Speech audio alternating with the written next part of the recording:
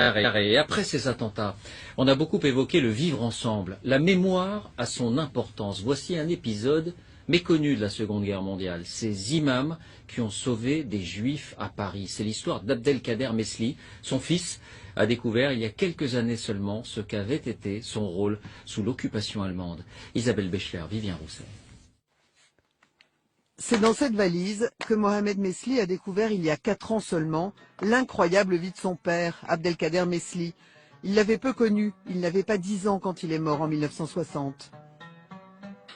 Je vais vous montrer, je ne sais pas en fin de compte ce que je vous montre là, hein, puisque ça n'a pas encore été traité, trié, séparé, vous voyez. Alors, voyons, il y a des carnets dans lesquels... Et il y a beaucoup de textes en arabe. Après la découverte de ces documents, j'ai pris la mesure en fait de la personne qui était mon père, quoi. Abdelkader Mesli, orphelin algérien, est arrivé à 17 ans à Marseille. Il a commencé par être docker et charpentier, puis mineur en Belgique. Dans les années 30, on retrouve sa trace comme un des 5 imams de la mosquée de Paris. Pendant l'occupation allemande, dès 1940, les Juifs doivent fuir ou se cacher parce que leur vie est en danger. La mosquée de Paris devient un refuge pour certains Juifs séfarades.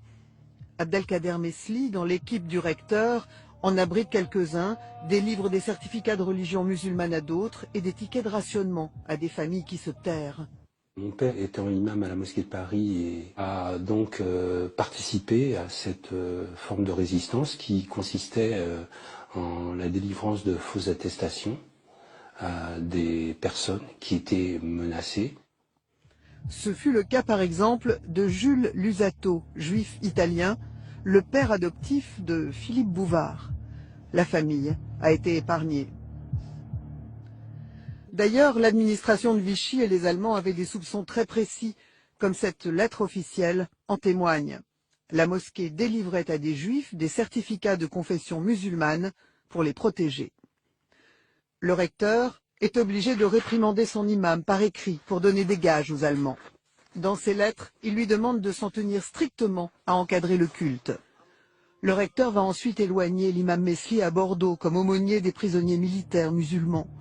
Là encore, il aide des fugitifs avec de faux papiers et se met en danger. Il sera dénoncé à la Gestapo et déporté en juillet 1944. Puis ce sont les camps de Dachau, de Mauthausen, où malgré les séances de torture, il ne révélera pas le nom des membres de son réseau. Au moment où les Américains libèrent son camp, en août 1945, Abdelkader Mesli ne pèse plus que 30 kilos.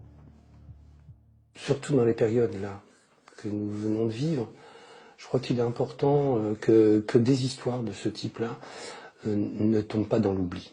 Il y a des gens de confession musulmane, des imams, qui ont permis, qui ont mis en danger leur propre vie pour pouvoir sauver la vie de gens qui étaient juifs ou autres. Je pense qu'aujourd'hui encore, ça prend peut-être encore plus d'importance.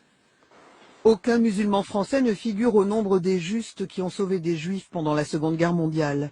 Mais Mohamed Mesli ne revendique aucun honneur pour son père.